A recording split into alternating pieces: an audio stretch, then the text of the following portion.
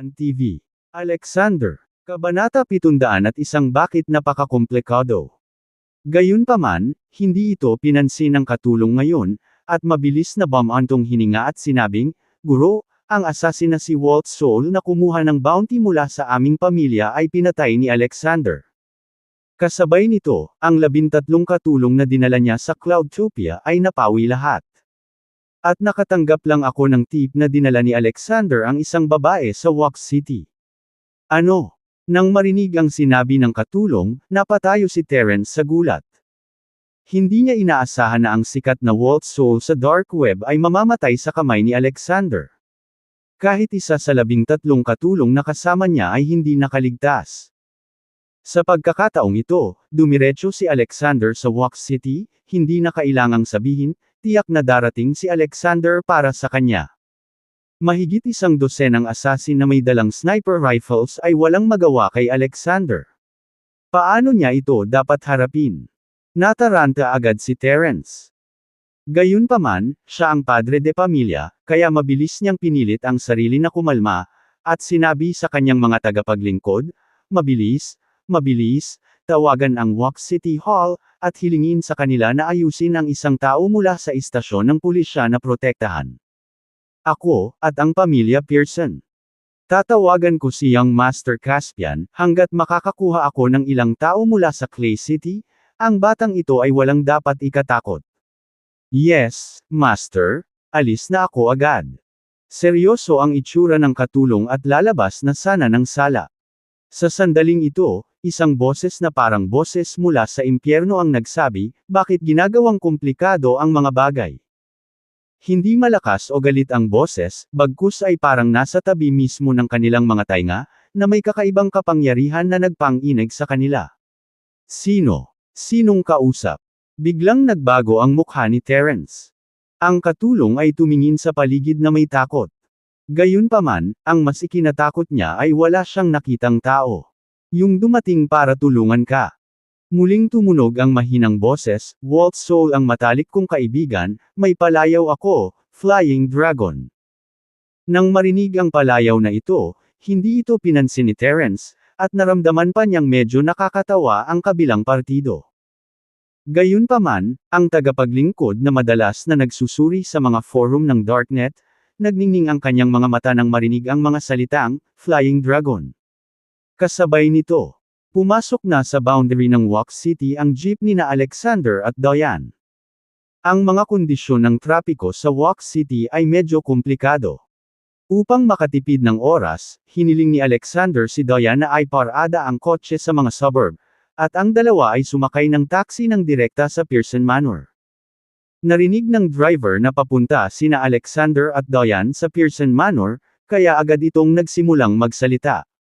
"Gwapong lalaki at magandang babae, sino ka sa pamilya Pearson? Sa ating Wax City, kung sino man ang makakapagtatag ng isang relasyon sa pamilyang Pearson, kung gayon sila ay magiging maunlad."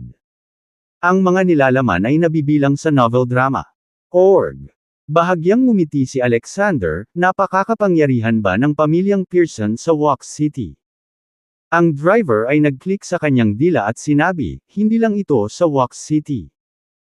Lumalabas na ang pamilyang Pearson ang talagang nangunguna sa Wax City, ngunit narinig ko kamakailan na babalik sila sa pamilya ng Clay City Pearson sa lalong madaling panahon." Ang pamilyang Clay City Pearson ay isa sa pinakamagagandang malalaking pamilya sa ating North Province. Kapag ang sangay mula sa Wax City ay bumalik sa pangunahing sangay ng Clay City, sila ay magiging napakalakas na halos lahat ay magagawa nila. Ang pamilya Pearson sa Clay City. Nagtaas ng kilay si Alexander. Not to mention a Clay City Pearson family, kahit ito ang royal family ng bansa, wala siyang masyadong pakialam. Sa sandaling iyon, sinabi niya sa driver, "Kami ay pumunta sa Pearson Manor hindi upang bumuo ng mga relasyon tulad ng iniisip mo, ngunit upang sirain ang mga ito." Pagkalaglag pa lang ng mga salita, kararating lang ng taxi sa mansyon ng pamilya Pearson. Sa sobrang takot ng driver ay pinara niya ang preno at tumigil sa lugar. Kabanata 702 Kailangan mo ba ng mga dokumento para makapatay ng tao? Okay, alis na tayo dito. Diretso na bumaba si Alexander sa sasakyan, at binato ni Diane ang $200 sa driver. Tumingin ang driver sa kanilang mga umaalis na likod, at pagkaraan ng mahabang panahon ay sinabi niya sa kanyang sarili, ang dalawang ito ay baliw. Sirahin ang pamilya Pearson. Ang brat na ito ay nangangahas na magyabang, nililigawan niya si kamatayan. Si Alexander at Diane ay natural na walang pakialam sa naiisip niya, at mabilis na naglakad patungo sa Pearson Manor. Gayunpaman, bago lumapit sa tarangkahan ng asyenda, agad na lumapit ang dalawang bodyguard na namamahala sa pagbabantay sa gate at nagtanong, sino ang hinahanap mo? May mga dokumento ka ba? Nandito ako para makipagkita kay Terence. Sumulyap si Alexander sa kanila, tungkol sa mga dokumento.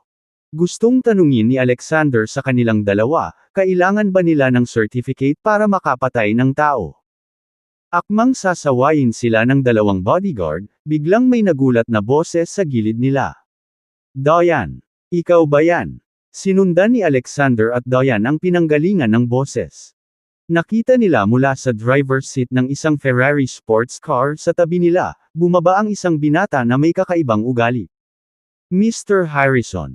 Biglang sumigaw ang bodyguard na sa simula ay mayabang at hindi pala kaibigan. Bahagyang tumango lamang si Mr. Harrison bilang pagkilala. Gayunpaman, agad niyang sinabing masaya si Diane, Diane, ikaw talaga, akala ko mali ang pagkakakilala ko sa'yo. Bonibisita mo rin ba ang pamilya Pearson? Ang mga nilalaman ay nabibilang sa novel drama. Org. Mahinahong sabi ni Diane, may kinalaman kami ng boss ko sa pamilya Pearson. Noon lamang napagtanto ni Mr. Harrison na may isang binata na nakatayo sa tabi ni Diane, at agad siyang nakaramdam ng hindi kasiya siya. Sa sandaling iyon, sinabi niya kay Alexander na may kalahating ngiti, ikaw ba ang direktang pinuno ni Diane sa tropa? My name is Bernard Harrison, and I am Diane's former comrade in arms. Naghahanap ka bang pumasok sa manor ng pamilya Pearson? Tumingin si Bernard kay Alexander na may halatang galit at panghahamak. Ilang taon na siyang wala sa tropa, at hindi niya alam ang kasalukuyang pagkakakilanlan at katayuan ni Diane sa hukbo. Palagi siyang may impresyon na ang isang babae ay hindi makaakyat ng napakataas sa hagdan ng hukbo. Magalang siya kay Diane, dahil lang sa pagnanasa niya sa kagandahan ni Diane. Bagamat si Alexander ang direktang pinuno ni Diane, mas mataas lang siya ng isang antas kaysa kay Diane, kaya malamang hindi rin siya kumikita ng malaki. Sa panahong ito ng kapitalismo, tiyak na hindi karapat-dapat nakalaban si Alexander kumpara sa isang mayamang tulad niya. Natural na nakikita ni Alexander ang iniisip ni Bernard.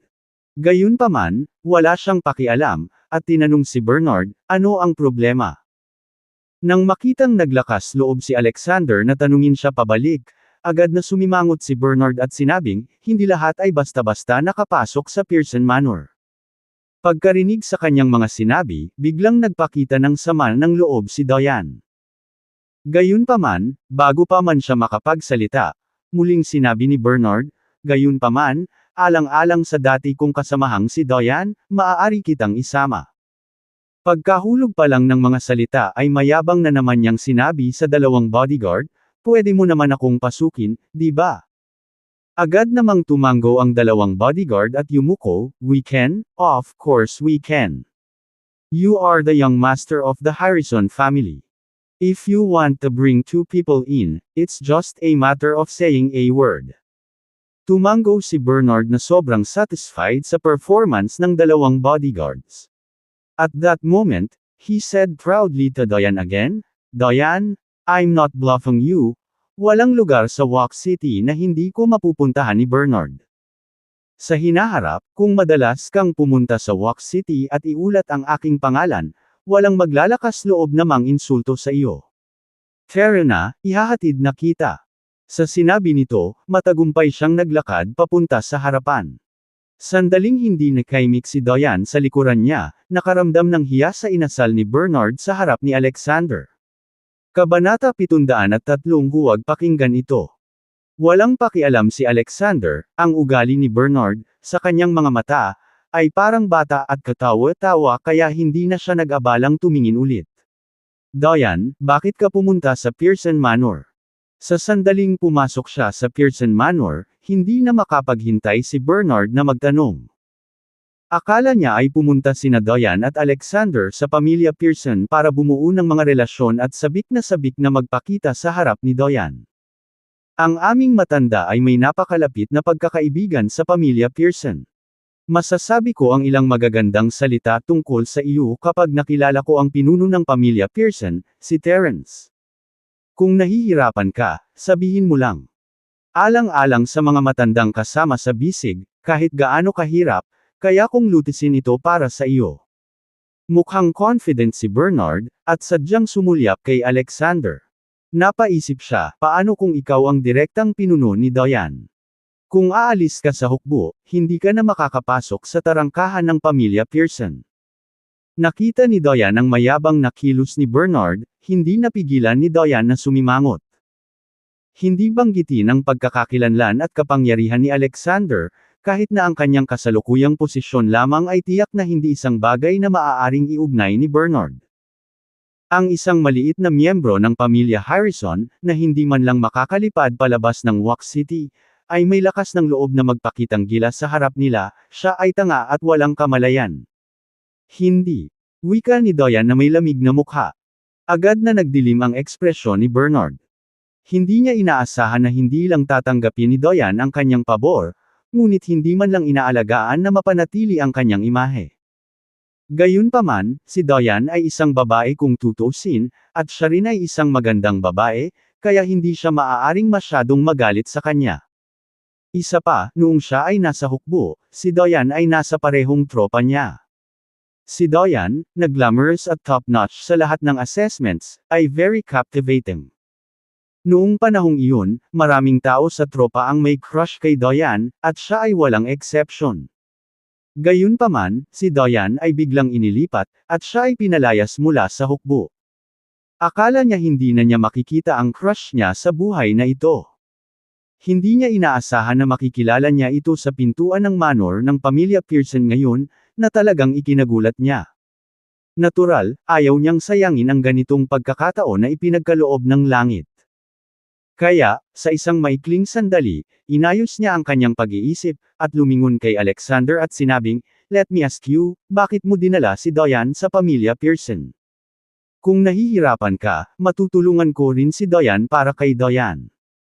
Ang aking mga salita ay nagdadala pa rin ng sapat na timbang sa loob ng mga hangganan ng Pearson Manor. Ang mga salita ni Bernard ay parang gusto nilang tulungan si Alexander, ngunit may taglay itong nakaka-condescending aura. Ang mga nilalaman ay nabibilang sa novel drama. Org. Naisip lang ni Alexander na nakakatawa ito, sinulyapan siya, at sinabing, "Huwag kang mag-alala kung para saan ako pumunta sa pamilya Pearson. Kung hindi, natatakot akong maiihi mo ang iyong pantalon sa takot." Sa sandaling bumagsak ang mga salita ni Alexander, galit na galit si Bernard. Paanong mababa ang tingin sa kanya ng isang kawawang sundalo? "Anak, hindi mo ba naisip na ikaw ang pinuno ni Diane at natatakot ako sa iyo? This is Wax City, not the army. I was discharged a long time ago. Anong karapatan mo para kausapin ako ng ganyan? Ako ang maringal na young master ng pamilya Harrison, anong uri ng mga bagyo ang hindi ko naranasan? Na madali kong naiihi ang pantalon ko." Galit na tanong ni Bernard, "Sabihin mo sa akin kung anong nangyayari. Gusto kong makita kung talagang naiihi ako nito sa aking pantalon." Ngumisi si Alexander, "Mr. Harrison, alam mo bang nakakapatay ng pusa ang curiosity? Gayunpaman, kung gusto mong malaman, wala akong pakialam na sabihin sa iyo. Dinala ko si Diane sa Pearson Manor para pumatay ng tao." Pumatay. Pumatay. Biglang natakot ang mga mata ni Bernard. Kabanata 704 na espesyal na biyahe para kunin ang iyong buhay. Halos hindi siya makapaniwala sa kanyang pandinig. Sinabi nga ni Alexander na pumunta siya sa pamilya Pearson para pumatay ng tao. Ito ay Wax City, at ang teritoryo sa ilalim ng kanilang mga paa ay ang teritoryo ng pamilya Pearson. Si Alexander, isang maliit na opisyal ng militar, ay nagbitaw ng gayong mga ligaw na salita. Ang pamilya Pearson ay isa sa pinakamakapangyarihang puwersa sa Wax City. Sa pag-zoom out sa buong North Province, isa pa rin itong sangay ng pamilya Pearson sa Clay City, hindi banggitin ang isang maliit na opisyal ng militar tulad ni Alexander, kahit na ang pinuno ng lokal na garrison ay malamang na hindi maglalakas loob na sabihin ito. Hindi ito biro. Kapag ang mga salitang ito ay nahulog sa tainga ng pamilya Pearson, ang taong nagsalita ay tiyak na hindi na makakayanan ang kahihinatnan ng pagkakasala sa pamilya Pearson. Walang pakialam si Alexander sa naisip ni Bernard, at nakangising sinabi, "Bakit, hindi makapaniwala sa iyong mga tainga?" Okay, let me make it clearer. Dinala ko si Diane dito para patayin si Terence. Terence. Gusto niya talagang patayin si Terence, ang pinuno ng pamilya Pearson. Bumilis ang tibok ng puso ni Bernard. Pagkaraan ng mahabang panahon, sa wakas ay nanimbalik ang kanyang katinoan, at agad na tumingin kay Alexander na parang nakatingin sa isang tanga. Malamang may sakit sa pag-iisip ang lalaking ito. Pumunta siya sa Pearson Manor na walang mga kamay at sinabing gusto niyang patayin ang ulo ng pamilya. Siguradong nililigawan niya si kamatayan. Sa pag-iisip nito, napag-alitan si Bernard, "Boy, gusto mong mamatay sa sarili mo, huwag mong kaladkarin si Diane. Kung marinig ng mga katulong ng pamilya Pearson ang kalokohan mo at sasabihin mo kay Terence, hihintayin mo na lang na mamatay ang bangkay mo sa ilang." Napakunot ang sulok ng bibig ni Alexander sa mapaglarong pagngisi, tinatamad siyang makipag-usap sa kanya, at diretsyong dinala si Diane sa meeting room ng Pearson Manor. "Diane, bagamat pinuno mo siya, wala siya sa hukbo ngayon, kaya hindi mo kailangang sundin ang utos niya. Kung maglakas loob siyang gawin kang kambing, mapaalis ka kaagad sa hukbo. At ang pinakamasama, susuportahan kita sa hinaharap." Mabilis na sabi ni Bernard kay Diane. Ayaw pa nga siyang kausapin ni Diane, at diretsyong sumunod sa lakad ni Alexander. Walang choice si Bernard kundi habulin siya. At the same time, gusto rin niyang makita kung ano ang mga pakulo ni Alexander. Hindi siya maniniwala na gusto ni Alexander na patayin si Terence sa loob ng hangganan ng Pearson Manor. Bukod dito, ang pamilya Pearson ay may maraming mga bodyguard upang protektahan ang pamilya. With only Alexander and Diane, kaya ba nilang patayin ang padre de pamilya? Maya-maya ay lumapit si Alexander at ang iba pa sa sala. Sa bulwagan, may pinag-uusapan si Terence sa assassin na may palayaw na flying dragon. Nang makitang pumasok si Alexander at ang iba pa, natigilan si Terence saglit, ngunit mabilis niyang nakilala si Bernard. "Bernard, I have some distinguished guests here, so please step out first." Bamuka ang bibig ni Terence para itaboy ang bisita. Mabilis na yumuko si Bernard at sumaludo, at sinabing, "Tito Pearson, orihinal na pumunta ako rito para makipagkita sa iyong anak, ngunit nang makilala ko ang kawawang sundalong ito, talagang sinabi niya. Babatuka na sana ni Bernard si Alexander sa sinabi niya kanina. Habang nagsasalita, tumingin siya kay Alexander na may glotong na ekspresyon. Tila sa susunod na sandali, si Alexander ay bubugbugin ng mga tauhan ni Terence hanggang sa malaglag ang lahat ng ngipin nito sa buong lupa. Ang mga nilalaman ay nabibilang sa novel drama. Org. Gayunpaman, bago niya matapos ang kanyang mga salita, dumiretso si Alexander sa harapan ni Terence, at tahimik na sinabing, "My name is Alexander, and I came to Wax City to take your life." Napalunok ng laway si Bernard. Hindi niya inaasahan na si Alexander ay naglakas loob na tumayo sa teritoryo ng pamilya Pearson, sa harap ni Terence, at malinaw na sinabi na narito siya upang kitilin ang buhay ng isa. Lalong nabigla si Bernard sa sumunod na sinabi ng mga tao sa sala. Kabanata 705 Kamatayan bilang ang pagtatapos. Alexander. Ikaw ba si Alexander? Ikaw ba si Alexander na pumatay sa pangatlo kong kapatid na si Terry at sa anak nitong si Aiden? Nagtatakang tanong ni Terence. Nang marinig ito ni Bernard, bumilis ang tibok ng kanyang puso.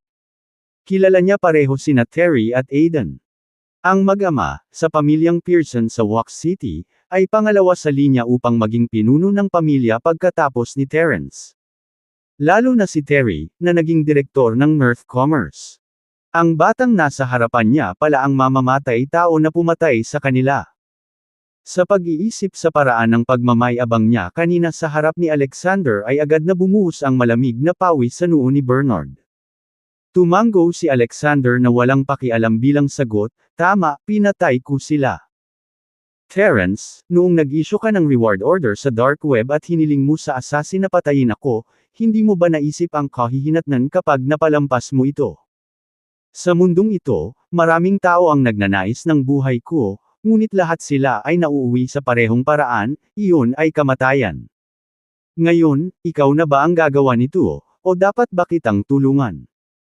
Nang marinig ang sinabi ni Alexander, biglang naging malungkot ang mukha ni Terence. Alexander, huwag kang masyadong magpakatoto. Malinaw na pinatay mo muna ang pamilya Pearson natin, at naglabas ako ng reward mission para ipaghiganti sila. At saka, ako ang tagapagmana ng sangay ng pamilyang Pearson. Kung maglakas loob kang maglagay ng isang daliri sa akin, hayaan mo na ang pamilyang Pearson sa Wax City, kahit ang pamilya Pearson sa Clay City ay hinding-hindi ka lilimutin. Sa oras na iyon, hindi ka na kayang tanggapin ng buong North Province. Hindi mo kailangang mag-alala tungkol dito. Ngumisi si Alexander, at may galaw, nasa harapan niya si Terence. Walang malay si Terence na umatras ng ilang hakbang, sinusubukang iwasan ang pag-atake ni Alexander. Gayunpaman, paano siya papayagan ni Alexander na makatakas? Inilahad niya ang kanang kamay at hinawakan ang puso niya. Sa sandaling ito, biglang napabulala si Diane sa kanyang likuran, "Boss, ingat." Nang hahawakan na sana ng mga daliri ni Alexander ang mga damit sa katawan ni Terence, isang killing intent ang bumungad sa kanyang katawan. Tapos, nakita ng lahat ang kakaibang ngiti sa mukha ni Terence. Boom! Si Terence ay gumawa ng claw gamit ang isang kamay, at walang pag-aalinlangan na hinawakan ang leeg ni Alexander. Buo ang tiwala niya na kahit na hindi kayang patayin ng claw na ito si Alexander, sapat na iyon para masugatan si Alexander ng seryoso, dahil sa napakalapit na distansya at nahuli ang kalaban. Ang lahat ng miyembro ng pamilyang Pearson na naruroon ay nagpakita ng lihim na kagalakan. Tila sa susunod na sandali, mamamatay si Alexander sa ilalim ng kuko na ito. Gayunpaman, saglit lang ay napawi ang mga ngiti sa kanilang mga mukha. Dahil hindi man lang nahawakan ang mga kuko ni Terence si Alexander, bigla siyang huminto, at pagkatapos ay umatras ng ilang metro sa likuran niya sa napakabilis na bilis. Nang makatayo siya ay naramdaman na lamang niya ang init sa kanyang leeg. Hindi niya namamalayan na hinawakan ito, at ang kanyang kamay ay napuno ng dugo. Doon lang napagtanto ni Terence na nagkamot ng mahabang sugat si Alexander sa leeg. Sa maikling sandali na umatake siya kanina, ginawang kutsilyo ni Alexander ang palad at itinutok sa leeg. Ang mga nilalaman ay nabibilang sa novel drama. Org. Kung maglakas loob siyang lumapit kay Alexander ng 1 sentimetro, ang mga daliri ni Alexander ay tatagos sa kanyang leeg at tatagos sa kanyang lalamunan. Pinunasan ni Alexander ang dugo sa kanyang mga daliri, at nakangising sinabi, "Hindi ikaw si Terence." Kabanata 706 ang katapusan ng mundo. Haha! Biglang nagpakawala ng kakaibang tawa si Terence, sa harap niya. Sa susunod na sandali, ang kanyang mga paa ay namilipit sa kakaibang postura, at pagkatapos ay nagkaroon ng langit-ngit na tunog mula sa lahat ng mga buto sa kanyang katawan. Wala pang 3 segundo, naging matipuno siyang lalaki mula sa isang mataba na nasa katanghaliang gulang. Bahagyang ngumiti si Alexander, gaya ng inaasahan, ang lalaking ito ay maaaring lumiit ng buto. Nang makabawi ang figure, inabot ng kabilang partido at pinunit ang leeg, at nahulog ang isang maskara ng balat ng tao, na nagpapakita ng kanyang orihinal na anyo. Napatulala si Bernard na nakatayo sa tabi ni Diane nang makita ang hindi pamilyar na lalaki sa harapan niya. Kanina lang, magalang niyang binati si Terence, pero nagbago agad. Gayunpaman, mukhang walang pakialam si Alexander, at sinulyapan ang lalaki, "Sino ka? Dahil ba sa natatakot kang maging masyadong malungkot si Terence sa daan patungo sa impyerno, kaya plano mong samahan siya?" Ang yabang. Agad na sumigaw ang lalaki, "Ako ang 9th ranked master sa Darknet Assassin World, binyansagang Flying Dragon." Ang mga nilalaman ay nabibilang sa novel drama. Org. Malapit kong kaibigan si Walt Soul. Dahil pinatay mo siya, natural na kukunin ko ang ulo mo bilang sakripisyo sa kanyang espiritu sa langit. Kaya ganyan. Tumango si Alexander, it's reasonable to kill me in this name. Gayunpaman, hindi mo ako matatalo, umalis ka na, kaya kong iligtas ang iyong buhay. Nang marinig ang mga salita ni Alexander, galit na galit si Flying Dragon, how dare you? Hindi mo ba naisip na dahil lang sa muntik mo na akong saktan, hindi talaga ako kasing galing mo? Ang bone shrinking skill ang nag-restrict sa performance ko ngayon lang. Ngayong na-reveal ko na ang tunay kong katawan, sa tingin mo may chance ka pa. Ako, si Flying Dragon, ay isa sa top 10 assassin sa listahan ng assassin. Posible bang makipag-ayos sa akin ang isang binatang tulad mo? Sa sandaling bumagsak ang mga salita, bumaril siya patungo kay Alexander na parang isang kanya na katatapos lang magpaputok. Kasabay nito, pinasabog niya ang pinaka-nakakatakot na bahagi ng kanyang katawan, ang kanang kamao. Agad na nagkaroon ng kalusko sa hangin. Sumambulat lahat ng tela ng sando sa kanang braso niya. Nalantad ang buong braso, at pagkatapos ay namamaga ito ng 3 beses sa orihinal nitong laki sa bilis. Ang mga daluyan ng dugo sa ilalim ng balat ay isa-isang naglalabasan, parang dragon na nakabaon sa kanyang kanang braso. Sa susunod na sandali, ang buong kanang braso ay madilim na pula, tulad ng isang demonyo mula sa impyerno, na naglalabas ng uhaw sa dugo na aura. Nagulat ang lahat ng naruroon. Nakakakilabot. Talagang nakakatakot. Tao ba iyon? Umuungol. Ang lumilipad na dragon ay nagpakawala ng dagandong sa kalangitan. Biglang parang gumuho ang buong sala at tsunami. Walang alinlangan na ang suntok na ito ay nagdala ng kapangyarihan upang sirain ang mundo. Naramdaman ni Doyan at Bernard sa likod ni Alexander na itinapon sila sa maalon na dagat at napunit ng hangin at alon. Lalong-lalo na si Bernard na para bang mapupunit na siya. Hindi niya alam na kung hindi si Doyan ang tumabi sa kanya at nakaharang sa isang parte niya ay talagang mapupunit siya. Nang mawala ang takot sa loob ng kalahating minuto ay naglakas loob siyang tumingin sa paligid. Sa sumunod na sandali, marahas na nagsikip ang kanyang mga mag-aaral. Ang mga muebles at kasangkapan sa buong sala ay gulo-gulo, na para bang talagang nakatiis sila sa pag-atake ng bagyo. Maging ang matigas na marmol na sahig at dingding na 10-10 sentimetro ang kapal ay may mga bitek na parang sapot ng gagamba. Bagyo pa, parang nanginginig ang lupa at nanginginig ang mga bundok, katapusan na ng mundo. Ito. Anong klaseng martial arts ito? Napalunok ng mariin si Bernard, na parang hindi makapaniwala. Paano magkakaroon ng ganitong nakakatakot na martial arts sa mundo? Ang taong inatake ay nakatadhana sa kamatayan, hindi ba? Sa sandaling ang pag-iisip na ito ay lumiwanag, agad na natuwa si Bernard. Kabanata 707 Masyadong katawa-tawa. Ang assassin na ito na binyansagang Flying Dragon ay sobrang nakakatakot, si Alexander ay nang-ahas na maging kaaway niya, at tiyak na mamamatay siya ngayon. Ngayon alam na niya kung bakit walang pakialam si Doyan sa kanya, lahat ng ito ay dahil kay Alexander. Kung namatay si Alexander at naiwan si Doyan, mas madali. Gayunpaman, sa sandaling ito, walang pakialam si Alexander sa mga iniisip ng isang clown lang. Nakaharap siya sa hangin ng kamao ni Flying Dragon. Nagulat si Bernard sa paghawak lang ng kaunti sa sulok, at ang epektong kinakaharap niya sa sandaling ito ay lampas sa imahinasyon ni Bernard. Dahil sa suntok na ito, medyo humanga si Alexander kay Flying Dragon. Isa sa nangungunang 10 nasa listahan ng assassin, talagang karapat-dapat siya sa kanyang reputasyon. Kung hindi si Alexander ang kaharap niya ngayon, baka namatay na siya sa suntok na ito. Sa kasamaang palad, walang kung sa mundo. Sa sandaling ito, nakatayo doon si Alexander na may kalmadong ekspresyon. Dahil ayaw mong umalis, ipapadala kita sa impyerno. Mahinahong sabi ni Alexander. Kasabay nito, pinasabog din niya ang kanyang kanang kamao, nakaharap sa Flying Dragon ng direkta. Kung ikukumpara sa lakas ng suntok ni Flying Dragon sa langit, walang silbi ang suntok ni Alexander. Hindi bababa sa mata ng mga tao sa sala, ito ay isang mundo ng pagkakaiba. Nang makita ang kawalan ng kapangyarihan ni Alexander, si Bernard at ang lahat sa pamilya Pearson ay nagpakita ng paghamak. Maging si Flying Dragon ay may mapanuksong ngiti sa kanyang mga labi, ang tanga mo. Hindi mo ba alam na nasa kanang braso ko ang martial arts ko? Dare to meet my right fist head on, you are the first and you will be the last. Gayunpaman, hindi pa bumabagsak ang kanyang boses. Boom! Nagkaroon ng malakas na kalabog. Parang dalawang bundok na nagbanggaan sa crustal movement.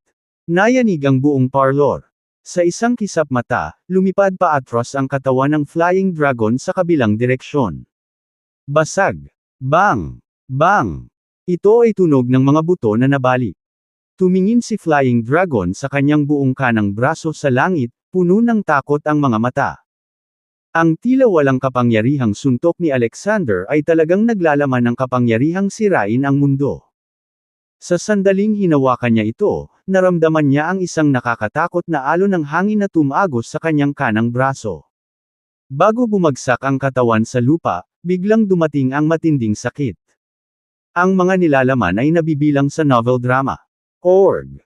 Sa sumunod na sandali, naramdaman niya na ang lahat ng buto sa kanyang buong kanang braso, simula sa mga daliri at pataas hanggang sa kasukasuan ng balikat, ay lahat ay nabali sa slug. Puff! Nagkaroon ng muffled sound. Bumagsak ang kanang braso na ipinagmamalaki niya sa buhay niya. Napilayan talaga ito sa madaling suntok ni Alexander. Ikaw!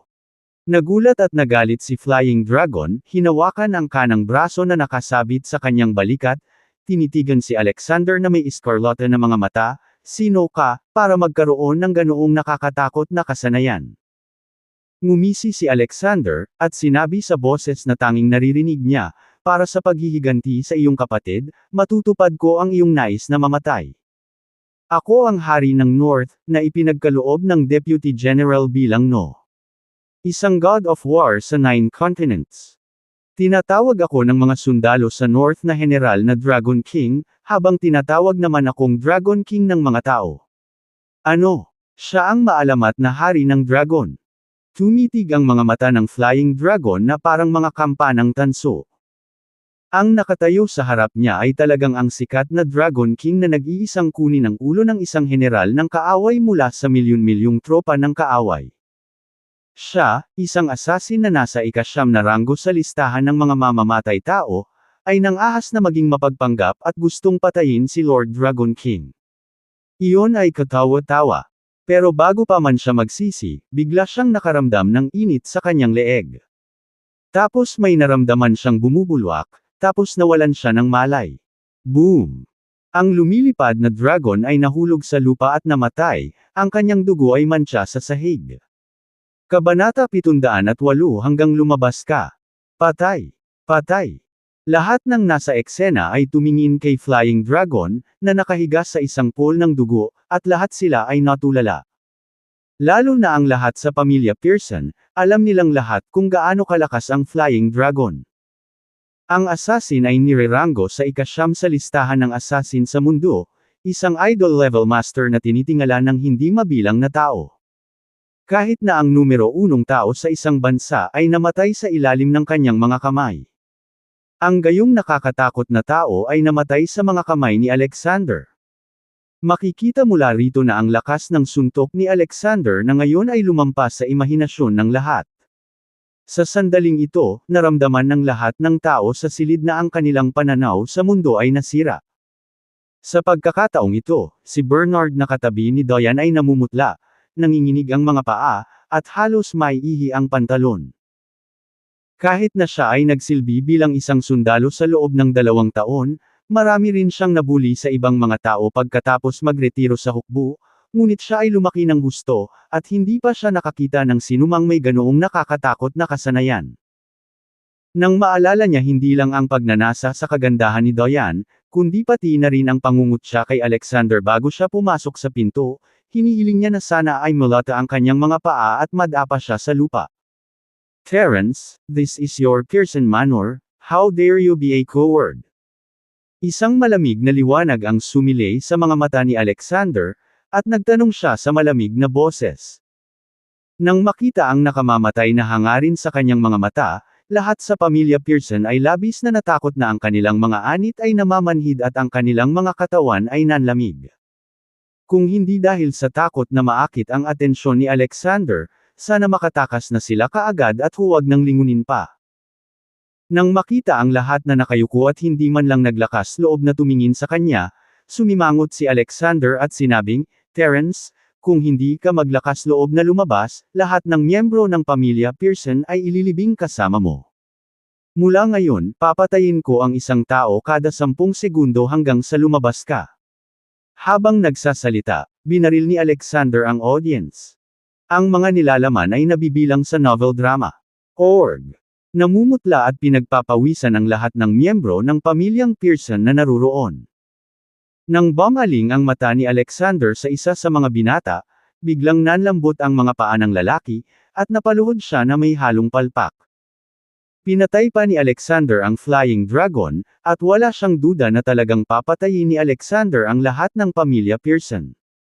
Siya ang unang mapipili. 10, 9, 8, 7. Nagsimula nang magbilang si Alexander habang papalapit sa binata. Nang magbibilang na si Alexander hanggang sa huling 2 numero, matagal na ring hindi nagpapakita si Terence, at ang mukha ni Alexander ay kalmado ng tubig.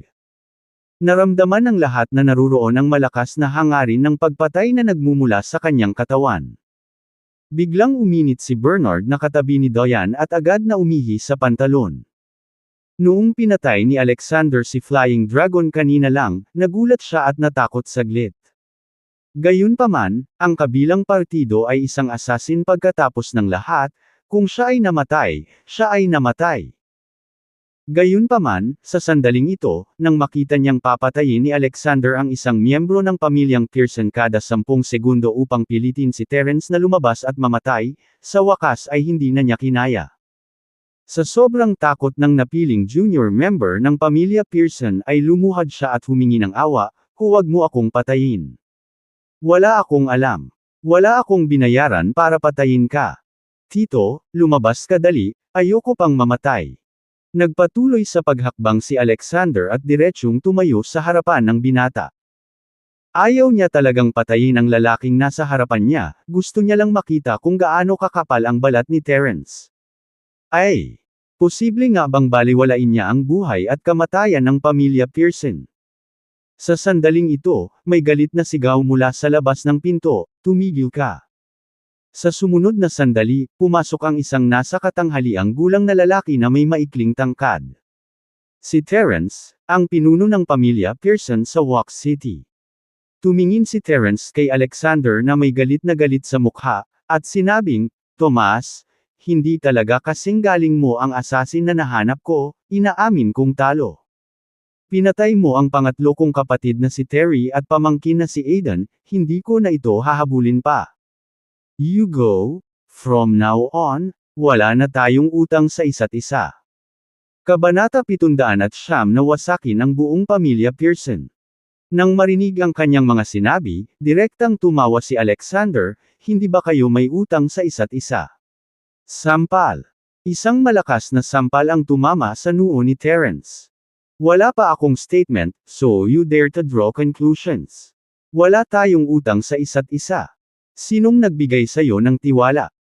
Hindi banggitin ng pamilyang Wax City Pearson, maging ang pamilyang Clay City Pearson, ang pagbangon at pagbaba ng karangalan at kahihiyan, buhay at kamatayan ang lahat sa kanyang isipan.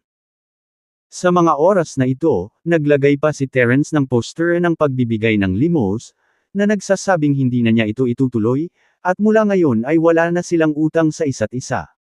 Napakaisip bata. Katawa-tawa. Mabahong bata. How dare you touch me? Hinawakan ni Terence ang namamagang noo, at nagtatakang tanong at galit. "Hindi lang ako naglakas loob na salakayin ka, naglakas loob akong patayin ka." Ngumisi si Alexander, sinipa si Terence sa lupa gamit ang flying kick. "Ikaw!" Nag-aapoy sa galit ang puso ni Terence. Siya rin ang padre de pamilya, binugbog at sinipa siya ni Alexander nang hindi inaasahan, nang hindi siya binigyan ng anumang mukha. "Alexander, hindi mo ba naisip na ang galing mo dahil lang kaya mong lumaban? Bumangon si Terence mula sa lupa, pinigilan ang kanyang galit at sinabing, ang aming pamilya Pearson sa Walk City ay malapit ng mapabilang sa pamilya Pearson sa Clay City.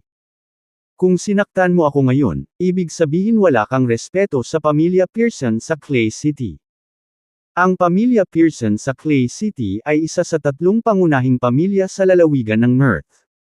Kahit na hindi ka natatakot sa amin, kaya mo bang protektahan ang kaligtasan ng lahat ng miyembro ng iyong pamilya?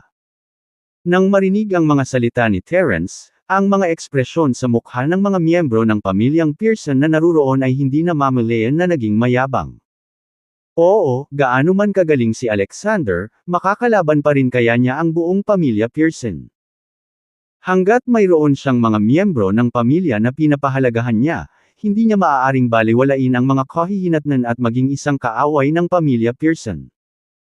Gayunpaman, ang hindi nila inaasahan ay nang marinig ang sinabi ni Terence, biglang lumundag muli ang balak na pagpatay ni Alexander na kanina pa pinigilan. Dare to threaten me with the safety of my family. Puno ng panginginig ang mga mata ni Alexander, ang pamilya Clay City Pearson, sa palagay ko, ay langgam lang. Pwede mong subukan ang swerte mo. Kung maglalakas loob kang tumigin ang pamilya ko, sisirain ko ang buong pamilya mo ng Pearson. Malaking salita. Bagaman ang lahat sa pamilya Pearson ay hindi nang ahas na sabihin ito, ang mga ekspresyon sa kanilang mga mukha ay nagsasabi ng lahat. Talagang minamaliit ni Alexander ang pamilya Pearson sa Clay City. Kahit na kayang sirain ni Alexander ang kanilang pamilyang Walk City Pearson ngayon, ang pamilyang Clay City Pearson ay nakabaon sa Clay City City sa loob ng daan-daang taon, at ang pamilya ay nagpalaki ng daan-daang master. Hindi lang ang North Province, kahit na tumitingin sa buong bansa, maliban sa 8 Yellow Banners, sino ang mangangahas na maging kalaban nila? Isang lalaking nag-iisang may apelyidong Tomas ang naglakas loob na sabihin ang mga salitang sisirain niya ang buong pamilya Pearson. Wishful thinking. Gaano kalimo? Walang pakialam si Alexander sa iniisip nila, at agad na inutusan si Diane, go, kill Terence. Ang lahat ng ari-arian ng pamilya Pearson sa Walk City ay maliquidate at ibibigay sa mga pamilya ng mga martir na nag-alay ng kanilang buhay upang bantayan ang bansa sa hilagang hangganan. Oo naman boss.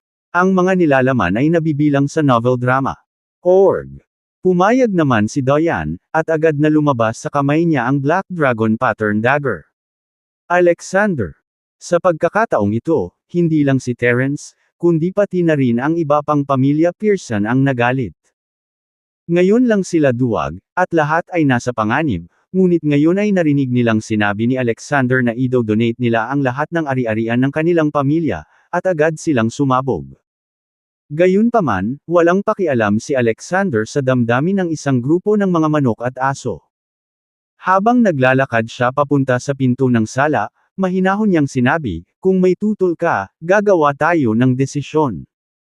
Isang grupo ng mga uod, ito ay dahil sa kanyang kabutihang loob na panatilihin silang buhay, at nais pa rin nilang ipagpatuloy ang marangyang buhay noon. Mangarap pa. Kabanata 710 Issue Black Feather Order. Natural na maasikaso ni Diane ang iba, kaya diretsyong umalis si Alexander sa Pearson Manor, pumara ng kotse, at dumiretso sa Lucas Manor sa Scanvia. Makalipas ang mahigit kalahating oras. Sa kabisera ng North Province, Clay City, sa isang silid ng mansyon ng pangunahing linya ng pamilya Pearson. Binabalik-balikan ni Caspian ang isang stack ng mga dokumento nang may kumatok sa pinto at pumasok.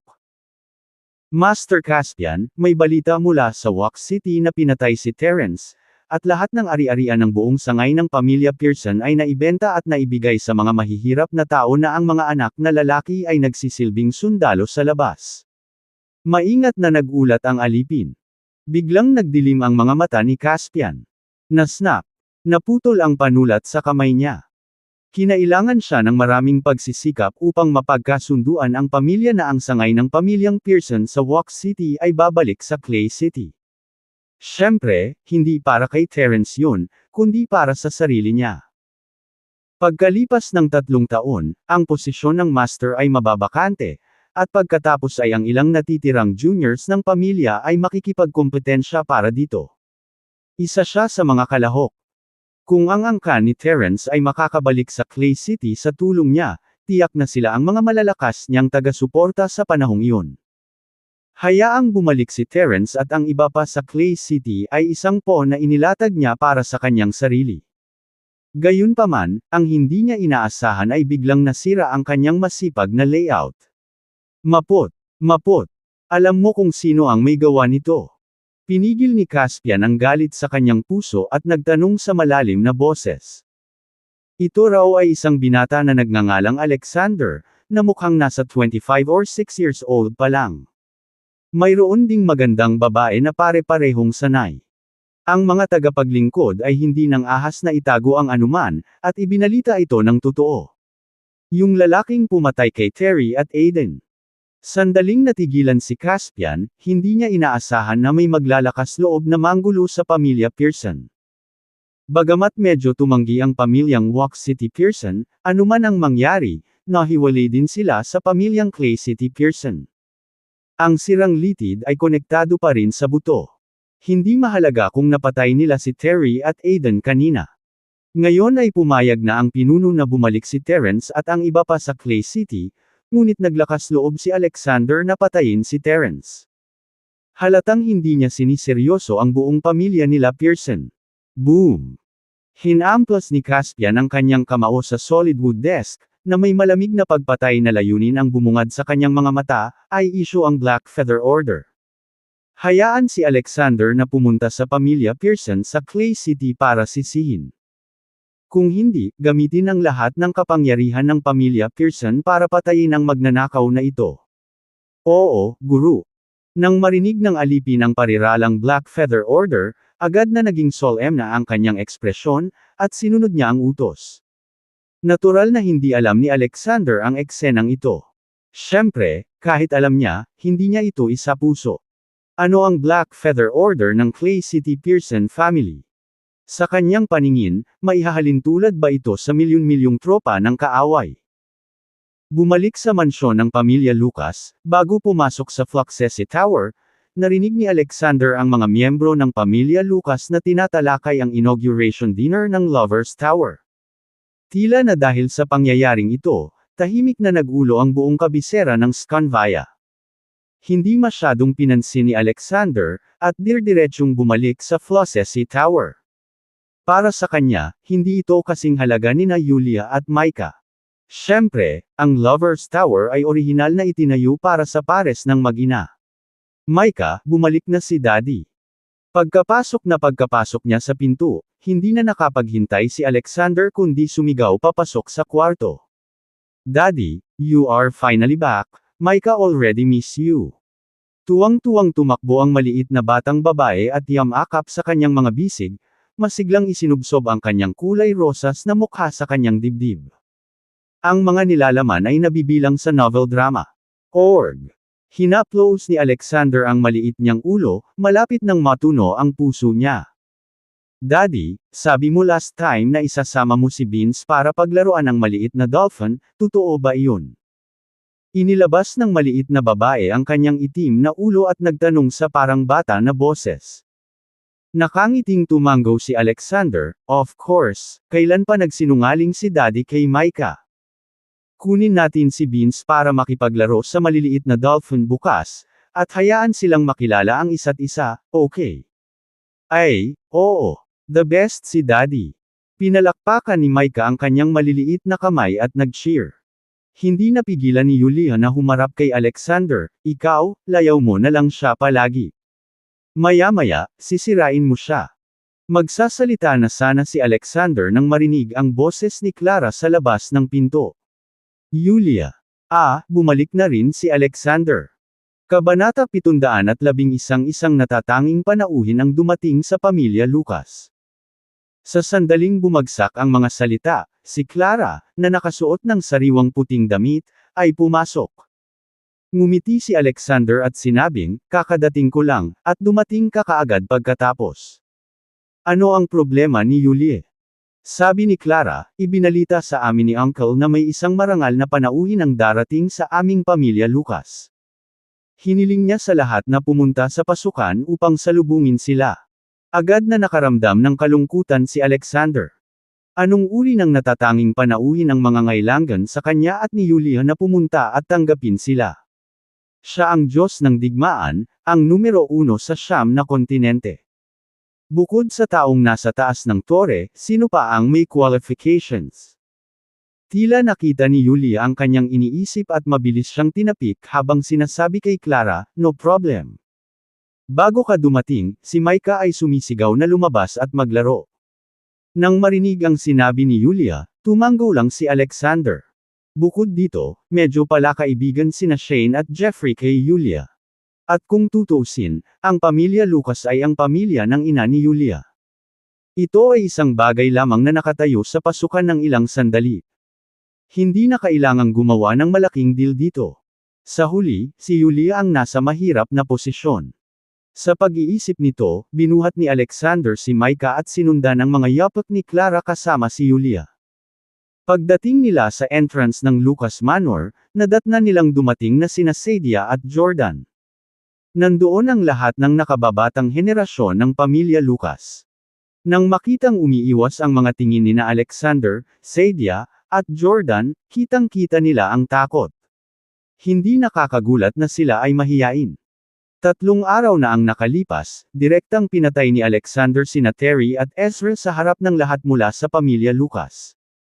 Paano pa siya naging young master nila? Isa lang siyang demonyong uhaw sa dugo na pumatay ng hindi kumukurap. Gayunpaman, sa pag-iisip kung paano pinatay ni Alexander si Terry at direktang sinaktan ng pamilya Pearson at North Commerce, isang panunuya ang lumitaw sa kanilang mga mukha. Hayaan ang taong ito na maging mayabang sa loob ng ilang araw. Kapag kumilos ang pamilya Pearson at North Commerce, malamang na naghihintay siya ng kamatayan. Gaano man kalakas si Alexander, lahat ito ay batay sa kanyang lakas. Ngunit sa modernong lipunan, ang pag-asa lamang sa malupit na puwersa ay kahangalan. Ang pamilya Pearson at ang North Commerce ay may mga paraan upang makitungo sa isang tulad ni Alexander. Sa pag-iisip nito, sinadya ni na Sadia at Jordan na sinabi kay Clara, na nakatayo sa tabi ni Alexander, si Clara, isang distinguished figure, ay darating sa aming pamilya Lucas mamaya. Mas mainam na maging low profile ka. Kung i-provoke mo siya, kahit si Lolo ay hindi maglalakas loob na makiusap para sa iyo. Nang marinig ito, bakas agad sa mukha ni Clara ang pagkadismaya. Si Alexander at Yulia naman ay malinaw na nasasabi na ang dalawang ito ay nagpapaalala kay Clara sa ibabaw ngunit talagang nagbabala kay Alexander. Gayunpaman, hindi mapakali si Alexander na bigyang pansin sila. Hindi man lang niya sinulyapan ang mga ito at nagkunwaring hindi naiintindihan. Noon lang, ang dagandong ng mga makina ay nanggaling sa hindi kalayuan. Ang mga nilalaman ay nabibilang sa novel drama. Org. Pagkatapos ay dumaan ang isang fleet ng mga luxury cars. Nagliwanag ang mga mata ni na Sadia at Jordan. Dumating na ang mga importanteng figure. Ang lahat ng nakababatang henerasyon ng pamilya Lucas ay nag-inat ng kanilang mga leeg, na gustong makita ang taong tinukoy ni Logan bilang isang mahalagang figure, at kung ano ang kanilang background. Sa harap ng mga mata ng lahat, huminto ang fleet, at isang grupo ng mga tao ang bumaba sa kotse. Sila ba talaga? Nang makita ni Alexander ang matanda na nangunguna sa grupo ay halos humagalpak ito ng tawa. Ang mga kilalang panauhin na binanggit ng pamilya Lucas ay naging mga pinuno ng ilang kilalang pamilya sa Troitz County. Ang matandang namumuno sa grupo ay walang iba kundi si Elder Wilkins, isang iginagalang na elder sa Troitz County.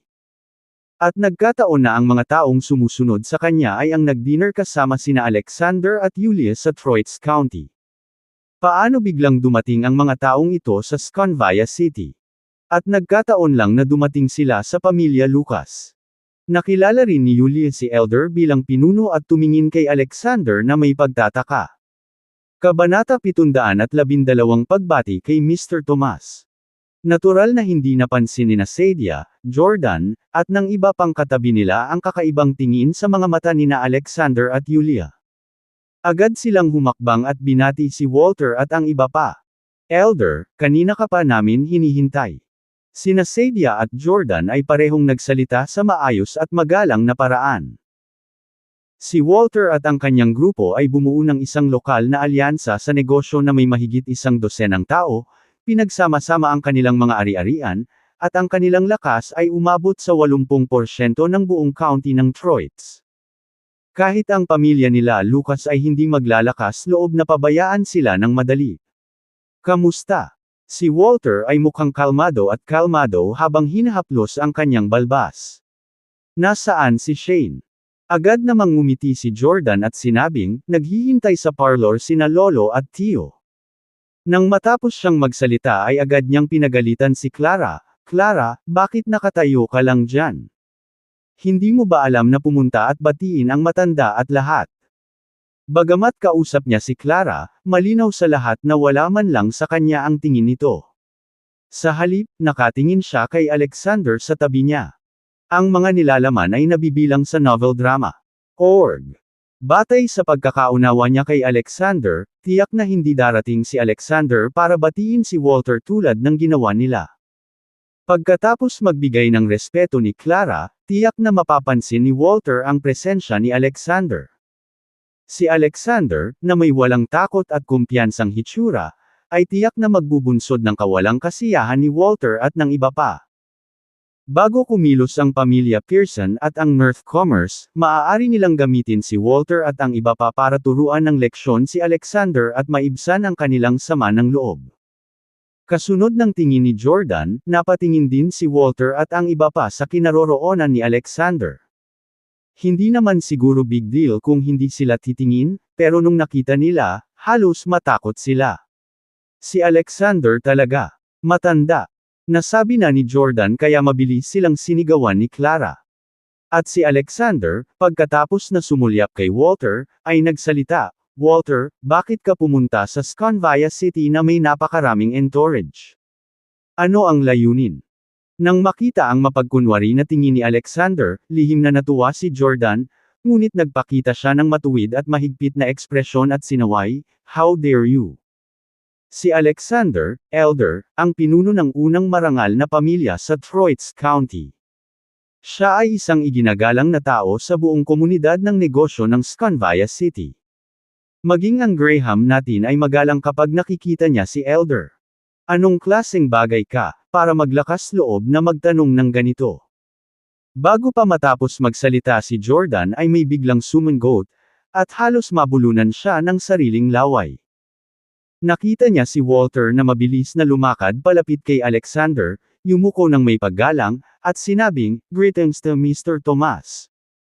Sa pagkakataong ito, dinala ko ang mga pinuno ng iba't ibang pamilya sa Troitz County sa Sconvia City para dumalo sa completion banquet ng Lovers Tower. Nagkataon, nakatanggap ako ng imbitasyon mula sa pamilya Lucas, kaya binisita ko muna si Graham, ang pinuno ng pamilya Lucas. Sa harap ni Alexander, si Walter, na mahigit 70 taong gulang, ay kasing galang bilang isang mag-aaral sa elementarya, na masunurin sa pag-uulat. Sumunod din ang 12-dosenang mga tao sa likod niya. Greetings to Mr. Tomas. Ito. Napatulala si Jordan at ang iba pa sa isang iglap. Ano ang nangyayari? Ang natatanging panauhin, na espesyal na inimbitahan ni Graham, ay talagang nagpapakita ng gayong paggalang kay Alexander. Tinatawag niya siyang Mr. Tomas.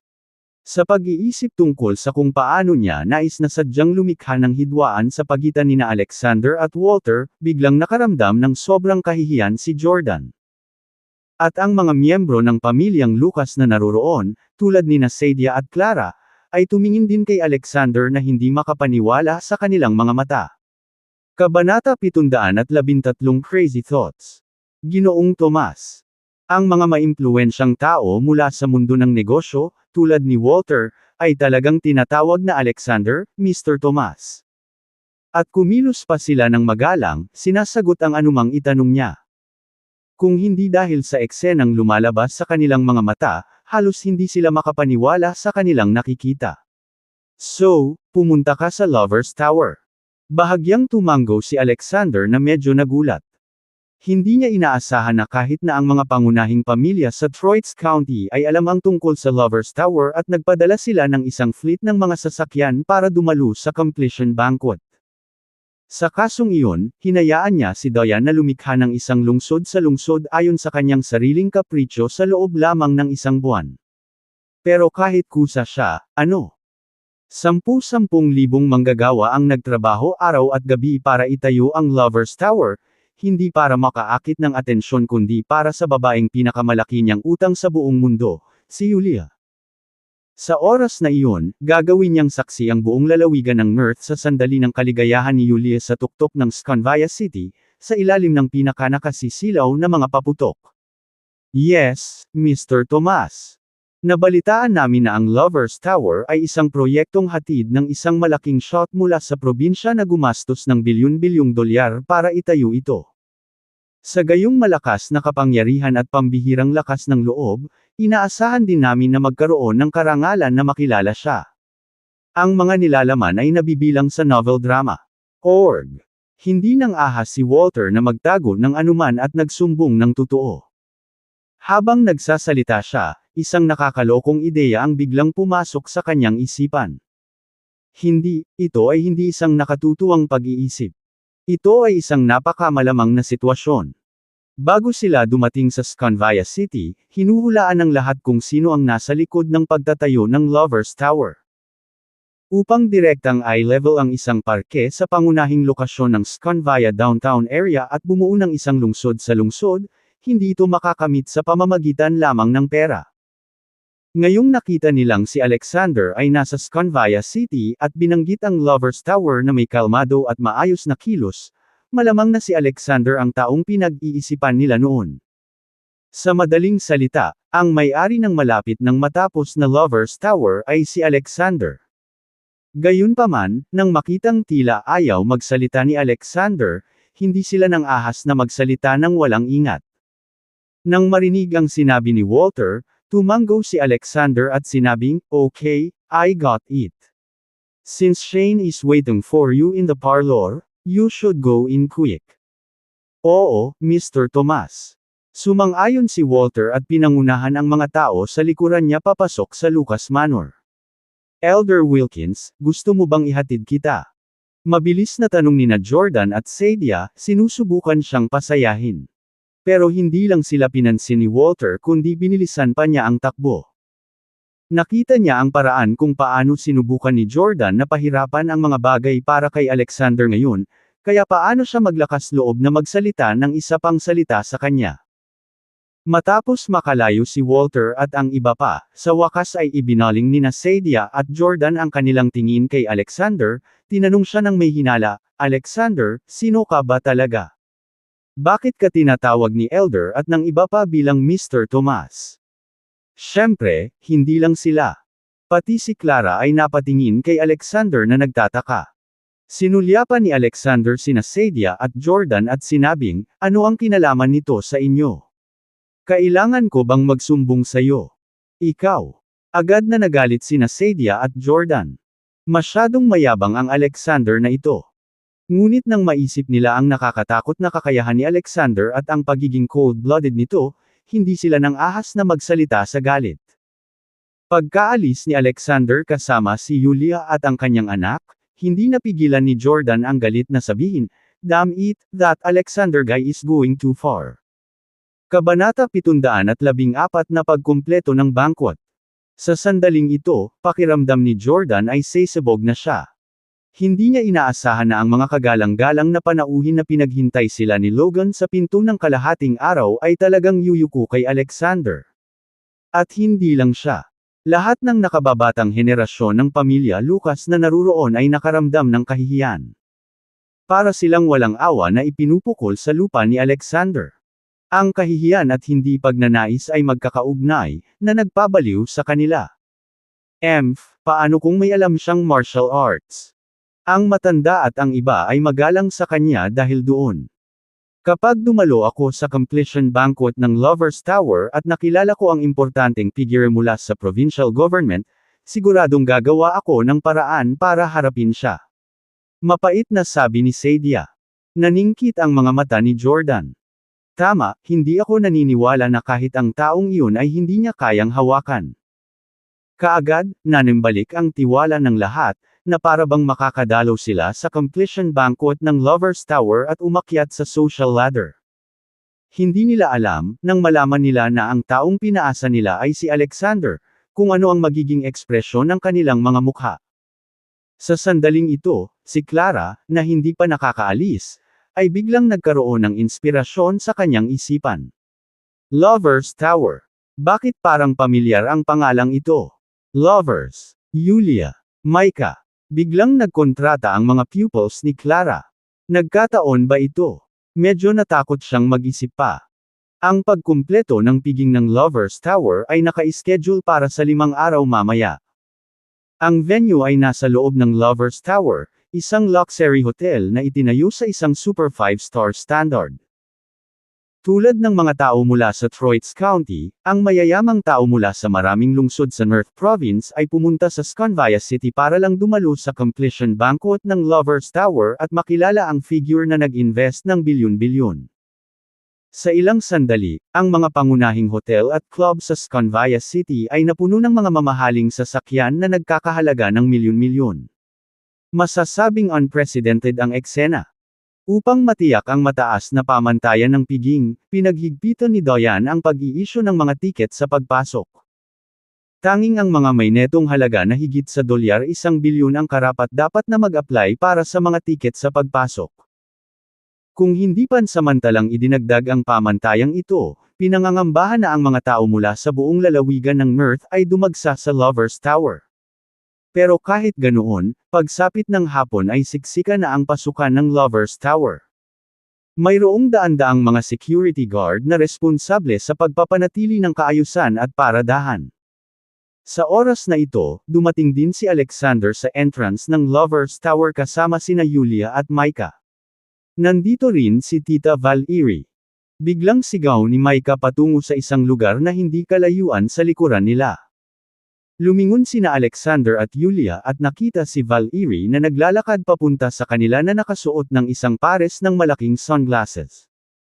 Nang marinig ang sigaw ni Micah, agad na tinanggal ni Valerie ang kanyang salaming pang-araw at sinabing may kasiyahang nagulat na ekspresyon, "Alexander, nandito ka rin para dumalo sa handaan." Nang hindi na hinintay na magsalita si Alexander, tumangala siya sa matayog na gusali at napabulalas. Sa loob lamang ng 1 buwan, pinalitan nila ang landmark building ng ating Sconvia City. Tunay na pambihira ang may-ari ng gusaling ito. Walang tao at walang tao. Pagkatapos, ito ay talagang kamanghamanghang. Nang makita ang labis na reaksyon ni Valerie, namula si Alexander at sinabing, "It's not that great." Hindi ganoon kagaling. Napatigil si Valerie. Saglit ka lang sa Sconvia City, kaya baka hindi mo alam. Ang lokasyong ito ay ang pinakamahalaga sa lugar ng Sconvia downtown. Ang parke na dating dito ay partikular na itinayo para sa mga retiradong kadre sa karatig na residential area ng gobyerno. Ngayon ay may nag-demolish sa parke at direktang nagtayo ng isang lungsod sa loob ng isang lungsod. Ito ay hindi isang bagay na maaaring gawin sa bilyon-bilyong dolyar lamang. Ang mga nilalaman ay nabibilang sa novel drama. Org. Ang may-ari ng gusaling ito ay dapat na isang pambihirang tao, walang kapar sa buong Sconvia City. Kabanata 715 Mayabang na lalaki. Speaking of this, biglang ngumiti si Valerie at sinabing, "At may tsismis na napakabata pa ng importanteng tao na ito. Kung hindi pa siya kasal, I don't mind take the initiative to pursue him." Habang nagsasalita siya, puno ng pananabik ang mga mata ni Valerie. Bagamat maraming tao ang humahabol sa kanya, kabilang ang mga mayaman sa ikalawang henerasyon o mga elite sa industriya, pagkatapos maranasan kung gaano kahusay si Alexander, hindi man lang makapasok sa kanyang puso ang mga ordinaryong tao, lalo pat mahuli ang kanyang mata. Ngayon, sa puso niya, ang tanging taong maihahalin tulad kay Alexander ay marahil ang may-ari ng Lovers Tower. Nang marinig ni Alexander na sinabi ni Valerie na gusto niyang ituloy ang may-ari ng tore, nagulat siya, at napalunok pabalik ang mga salita sa dulo ng kanyang dila. Gusto niyang sabihin ng direkta kay Valerie na siya ang may-ari ng Lovers Tower. Pero ngayong sinabi ito ni Valerie, hindi na siya makapagtapat. Kung hindi, ang sitwasyon ay magiging masyadong awkward. Daddy, mukhang maraming tao sa loob. Tara, pasok tayo at tingnan natin. Hinayla ni Micah ang kamay ni Alexander at sinabing. Sa wakas ay bumalik si Alexander sa kanyang katinuan at dinala siya sa hotel. Pagdating nila sa banquet hall, nadatnan nilang maagang dumating si Clara. Yulia, Alexander, nandito ka. Masiglang bati ni Clara sa kanila. Tumango si Alexander, Yulia, at ang iba pa at naglakad. Sa pagkakataong ito, napansin nilang nakaupo sa tabi ni Clara sina Yan Ice at Amanda, dalawang kakilala. Nandito rin si Mr. Tomas. Nang makitang magkasabay na sinabi ni na Alexander, Yan Ice, at Amanda, hindi namamalayang inayos ni Yan Ice ang kanyang buhok. Matapos maranasan ang pangingibabaw ni Alexander, ang kanyang impresyon sa kanya ay ganap na nagbago. Bukod pa rito, nang magpanggap si Alexander bilang kanyang kasintahan noong huling pagkakataon at ginawang masunurin si Aiden, ang makitang muli si Alexander sa sandaling ito ay nagdulot ng mga ripples sa kanyang puso. Nang makita ang mahiyain at maislan na hitsura ni Yan Ice, si Jaden, na nasa hindi kalayuan, ay nagngangalit sa galit. Matagal na niyang hinahabol si Yan Ice, pero never siyang binigyan ni Yan Ice ng magandang mukha. Nagpakita siya ng ganoong ugali sa harap ni Alexander. Isa pa, noong pumirma sila ng kontrata noong nakaraan, pumayag si Yan Ice na makipag-date sa kanya, ngunit sa huli, sinira ito ni Alexander. Kaya sa sandaling ito, hiniling ni Jaden na kumuha siya ng kutsilyo at saksakin si Alexander. At si Jordan pala ang nakaupo sa tabi niya. Nang makita ang masama niyang tingin, agad na nagtanong si Jordan, "What's wrong, Mr. Fitz? Do you have a grudge against someone with the surname Tomas?" Naging malamig ang ekspresyon ni Jaden. Anong masama kung hindi ko siya gusto? Ibig mong sabihin susuportahan siya ng pamilya Lucas. Nang marinig ito, sa halip na magalit, ipinakita ni Jordan ang isang nakatutuwang saya sa kanyang mukha, na nagsasabing, Mr. Fitz, masyado kang nag-iisip. To be honest, ayoko rin sa batang iyon.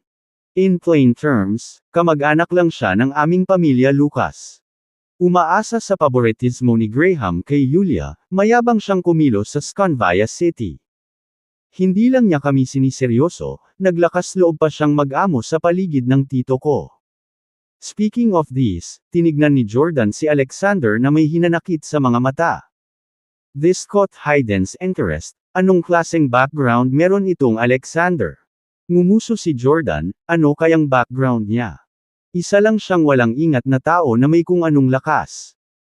Nang marinig ang sinabi ni Jordan, gamulo ang isip ni Jaden. Nang pumunta si Alexander sa kanilang Fitz Corporation headquarters, kahit ang Graham ng kanilang pamilya ay naalarma. Ang mga nilalaman ay nabibilang sa novel drama. Org. Akala niya may kakaibang background si Alexander, pero isa lang pala siyang walang ingat na tao. Dahil na rin siguro sa atensyon ni Graham at Amanda sa kanya kaya niya nagawang gumawa ng pangalan. Pagkatapos ng lahat, sa susunod na 5 taon, ang Freckle Cream at Rejuvenating Cream Projects ang pinagtutuunan ng pansin ng Fitz Corporation. Nais pa rin ni Graham na umasa sa kanila upang makapasok sa hanay ng mga pambansang kumpanya. Kabanata 716 na espesyal na pabor ni Mr. Tomas. Kung ganoon, magagastos lang ng pera kung gusto niyang turuan ng leksyon si Alexander. Hanggat maayos ang lahat, maaalis niya ang sama ng loob na walang nakakaalam. Bakit hindi samantalahin ang pagkakataong ito? Habang pinag-iisipan ito ni Jaden, isang malinaw at malambing na boses ang biglang nagmula sa kanyang tabi. Sky. Pagkatapos, sumunod ang isang matanda at magalang na boses, Mr. Tomas. Napalingon ang lahat sa direksyon ng mga tinig at nakita nila si Dudley na inaakay si Judy, mabilis na naglalakad patungo sa kanila. Lumapit si Judy kay Alexander na may magiliw na ngiti, habang si Dudley ay nanatiling mahigpit at magalang na yumuko, Mr. Tomas, nandito ka rin. Nang makita ni Jaden ang lolo at apo mula sa pamilyang Shepherd, hindi maiwasang matarante si Jaden. Ang dalawang ito ay may kakaibang ugali, kaya bakit tinawag ng apo si Alexander na Sky, at ang lolo ay nagpakita ng paggalang sa kanya. Bago pa makapagsalita si Alexander, ilan pang tao ang mabilis na lumapit sa kanila. Nakilala agad sila ni Alexander. Sila ay sina Waylon Curray, ang patriarch ng pamilya Curray sa Cloudtopia, at si Adam Curray, ang magiging tagapagmana. Mr. Curray and Mr. Adam from the Curray family in Cloudtopia pay their respects to Mr. Tomas. Napayuko silang dalawa kay Alexander. Tama na. Hindi na kailangan ng napakaraming formalidad sa napakaraming tao sa paligid, mahinahong sabi ni Alexander. Pagkatapos tumayo, nagreklamo si Waylon kay Dudley, "Old Mr. Shepherd, sinusubukan mo bang i-monopolize ang pabor ni Mr. Tomas? Dinala mo ba ang apo mo para palihim na magbigay galang sa kanya noong nakita mo si Mr. Tomas dito? Ikaw ay matanda na, ngunit ikaw ay kumikilos tulad ng isang babae sa isang harem, sinusubukan mong makipagkompetensya para sa pabor." Dudley chuckled and bullied him, "Nagseselos ka lang, no? Seeing Mr. Tomas here, you brought your granddaughter to pay your respects secretly, di ba?" Nang marinig ang kanilang pag-uusap, nagulat sina Jayden at Jordan. Si Waylon mula sa pamilyang Curray sa Cloudtopia, hindi ba isa siya sa 4 na mahusay na pamilya sa Cloudtopia? Si Waylon talaga ang nasa harap nila. At ngayon lang, tinawag niya ang taong nagbigay galang kay Alexander kanina na, "Old Mr. Shepherd," at pinagalitan siya ng walang galang. Hindi kaya ang Old Mr. Shepherd, na ito ay ang patriarch ng Shepherd family, isa sa 4 great family sa Cloudtopia. Boom! Sa pag-iisip na ito, sina Jayden at Jordan ay tinamaan ng isang kulog sa kanilang mga isipan. Pero bago pa sila makapag-react ay may ibang grupo ng tao ang lumapit sa kanila. "Oy, hindi ba si Nimrod Belmont, ang pinuno ng pamilya Belmont, isa sa 4 na mahusay na pamilya sa Cloudtopia?" Naglalakad sa tabi niya si Blanc Whitlock, ang patriarch ng pamilya Whitlock.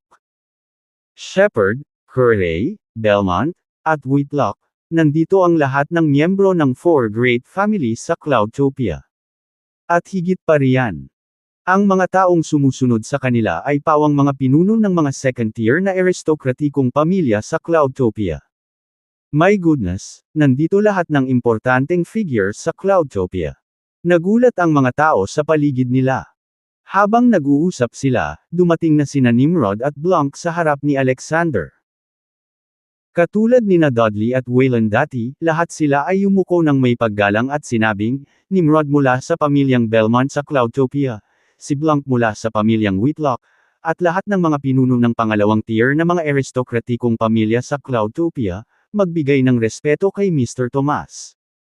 Humihingi kami ng paumanhin dahil hindi namin na-detect ang presensya mo kanina, Mr. Tomas. Ikinalulungkot namin ang hindi pagtanggap sa iyo ng maayos." Ay nako! Nang marinig ang magkasabay na pag-uusap ng dalawang taong ito, hindi lang sina Jayden at Jordan ang natulala, pati lahat ng tao sa paligid nila ay nagulat din. Sino ba talaga ang binatang ito? Talagang ginawa niyang yumukod sa kanya ang lahat ng mga pinuno ng una at pangalawang antas ng mga aristokratikong pamilya sa Cloudtopia. Napakalaking kapangyarihan. Maging sina Clara at Ian Ice, na nakaupo sa tabi ni Alexander, ay hindi maiwasang magpakita ng hindi makapaniwalang ekspresyon sa kanilang mga mukha. Alam nila na si Alexander ay hindi kasing simple ng kanyang hitsura, ngunit hindi nila inaasahan na siya ay pambihira. Sino ba talaga si Alexander? Lalong lumakas ang curiosity nila sa kanya.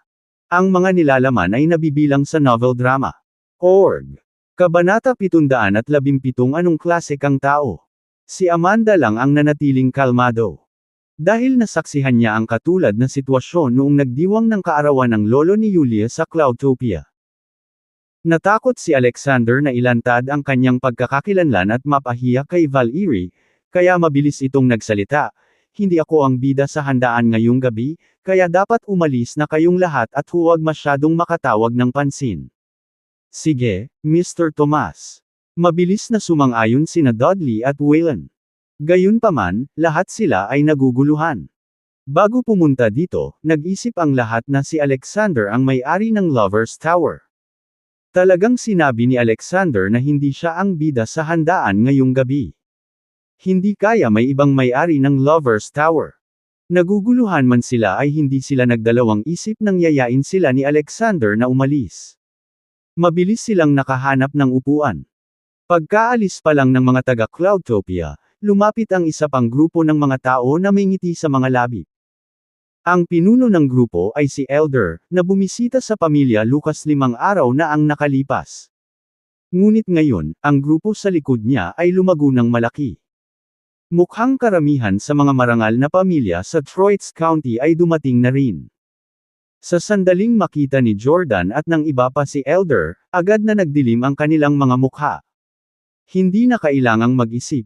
Ang mga taong ito ay dumating din para magbigay galang kay Alexander. Sa sandaling ito, may sumigaw, "Oh, hindi ba ang Elder na iyon ang pinakarespetadong tao sa Troitz County? Bakit siya sumama sa napakaraming tao? Napakaraming tao ang dinala niya. Baka gusto rin nilang magbigay galang sa binatang iyon. Ano ba ang background nitong binata? Napaka-prominent niya kahit sa completion banquet ng Lovers Tower." Bago pa nila matapos ang kanilang pagtataka, isang grupo ng mga tao ang lumapit. Parang lahat ng tao sa banquet hall ay nagkukumpulan dito. Ang posisyon kung saan matatagpuan si Alexander ay tila may isang malakas na atraksyon, at siya ay naging sentro ng atensyon. Hindi ba iyon ang pinakamayamang tao ng Merced County, Mr. Dudley? Oo, ang katabi niyang naglalakad ay si Darwin Lane, na pumapangalawa. Hindi na kailangang sabihin. Ang mga tao sa likod nila ay dapat na mula sa mga pangunahing marangal na pamilya sa Merced County. Sila. Kaya ba ay dumating din sila para magbigay galang sa binatang iyon?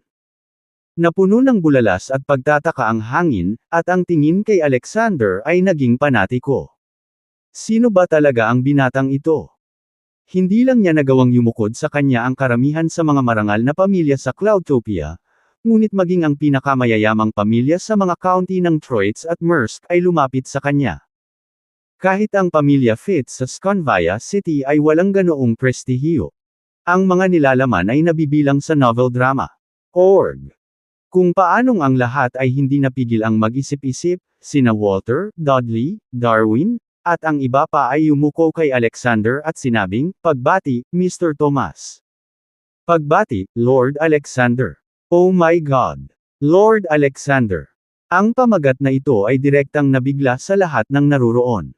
Sa panahon ngayon, ginagamit pa rin nila ang titulong ito. Gaano dapat sila kababa? Napakagaling ni Alexander.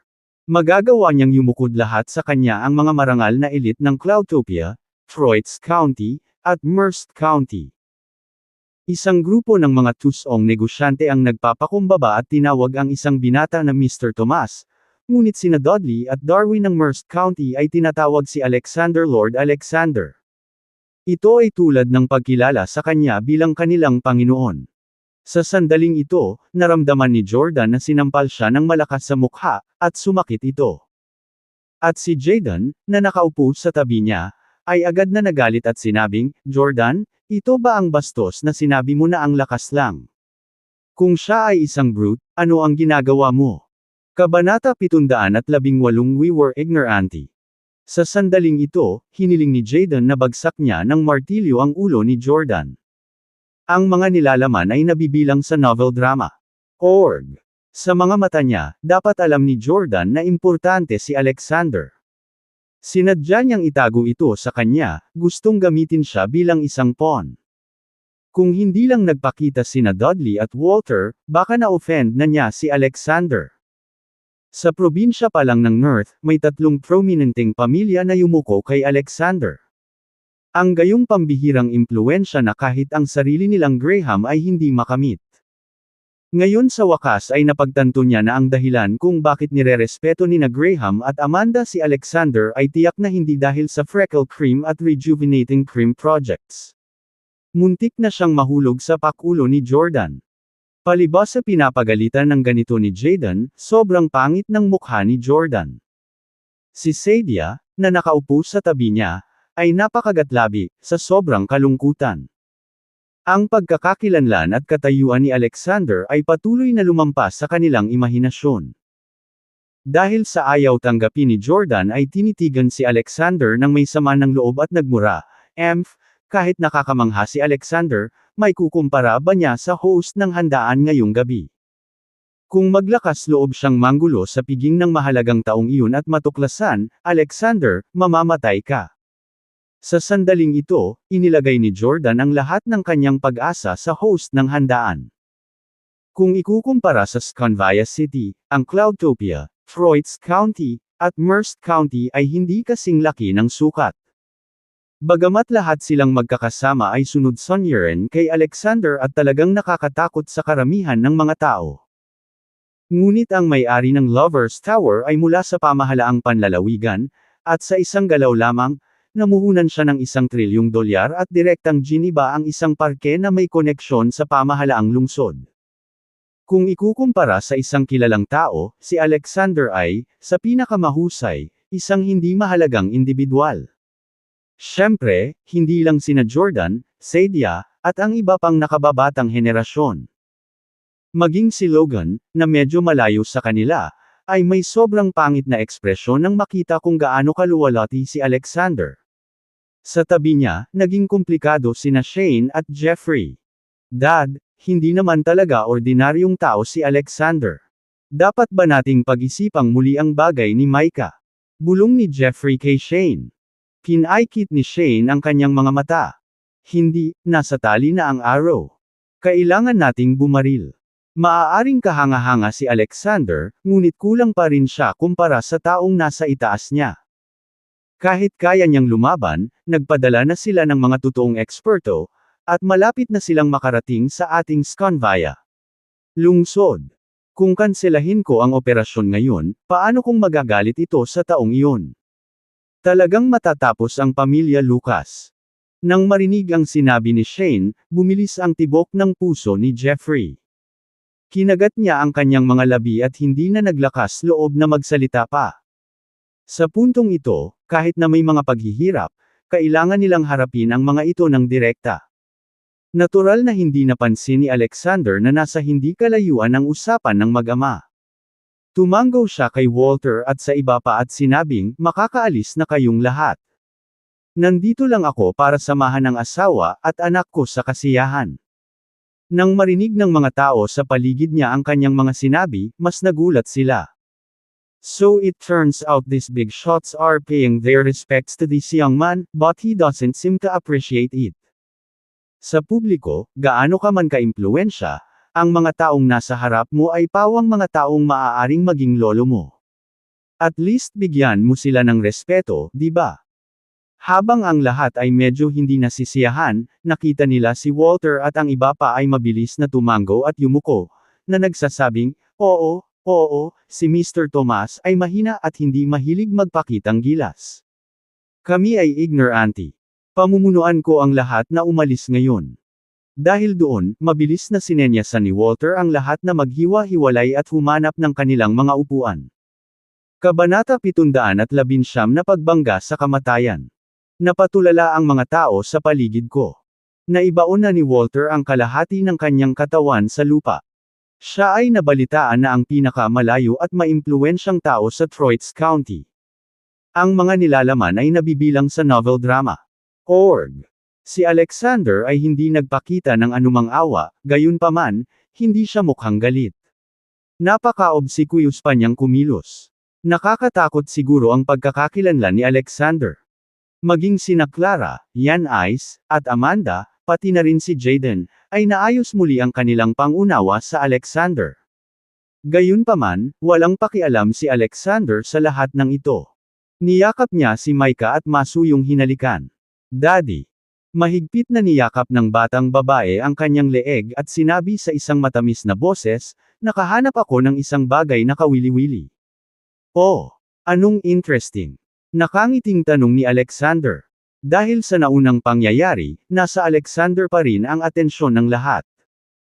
Kaya naman, nang marinig nila ang mga salita ni Micah, lahat sila ay nagtakip ng kanilang mga tainga, na gustong malaman kung ano ang kawili-wiling bagay na natagpuan niya. Gayunpaman, hindi ito naintindihan ni Micah. She proudly said to Alexander, "Daddy, Lovers Hotel ang tawag sa hotel na ito." Parang pinagsama-sama ang pangalan ni Micah at Mommy. Tingnan mo, ang pangalan ni Mommy ay may lover, at ang pangalan ni Micah ay may law. Kapag pinagsama mo sila, ito ay nagiging Lovers Hotel, Lovers Tower. Nakakatuwa lang ang batang babae, kaya sinabi niya ito nang walang anumang reserbasyon. Ngunit nang marinig ito ng mga tao sa paligid ko, nagbago ang kanilang mga mukha. Maging si Clara, Yan Ice, Amanda, o maging si Jaden, Sadia, at Jordan, naging matangkad ang kanilang mga ekspresyon. Lalo na sina Sadia at Jordan, na ang mga mukha ay namula noong unang ngunit hindi nagtagal ay namutla. Lovers Tower. Hindi nila ito naisip noon pa man. Ngunit pagkatapos ng paalala ni Micah, bigla nilang napagtanto na ito ay masyadong nagkataon. Pero nagkataon lang ba talaga? Kung sinabi ito ni Micah bago sila dumating sa Lovers Tower, siguradong tatawanan na nila ito. Ngunit pagkatapos masaksihan ang tatlong malalaking kuha ng Cloudtopia, Troit's County, at Merced County na yumuko kay Alexander, nagsimula silang maniwala na si Alexander ay talagang may napakalakas na kapangyarihan sa pananalapi. Ang hindi lang nila sigurado ay kung talagang nakuha ni Alexander ang hindi pangkaraniwang piraso ng lupang ito.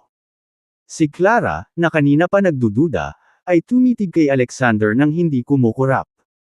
Parang gusto niyang makahanap ng clue sa mukha nito. Maging si Yulia ay napatingin kay Alexander na nagtataka. At ang titig ni Valerie ay puno ng masalimuot na emosyon. Tumawa si Alexander. Hindi niya inaasahan na ang unang taong makatuklas nito ay ang kanyang 4.5 taong gulang na anak na babae. Parang maganda ang connection ng Micah natin dito sa tower. Casual na gumawa ng kwento si Alexander. Sa orihinal, maaari niyang direktang aminin na siya ang may-ari ng Lovers Tower. Pero bago niya itayo ang tore na ito, gusto niyang surpresahin si Yulia. Isa pa, kanina sa entrance ng hotel, sinabi ni Valerie na gusto niyang ituloy ang may-ari ng tore. Kung umamin siya ngayon, hindi ba mahihiya si Valerie? Nang marinig ang mga salita ni Alexander, nabuhayan ng loob sina Sadia at Jordan. Ngayon, ang may-ari ng Lovers Tower ang tanging pag-asa nila. Kung si Alexander nga ang may-ari ng Lovers Tower, hindi ba sila magkakaproblema? Buti na lang at ang ibig sabihin ngayon ni Alexander ay hindi siya ang may-ari ng Lovers Tower. Hindi man niya direktang itinanggi, kung siya talaga ang may-ari, bakit hindi niya ipahayag ang ganoong maluwalhating bagay sa mundo? Kailangan bang itago ito? Kabanata 720 ang pamilya Pearson ng Clay City. Dahil dito, sigurado sina Sadia at Jordan na hindi maaaring si Alexander ang may-ari ng Lovers Tower. Napansin din ni Yulia at Valerie, ang dalawang babaeng mas pamilyar kay Alexander.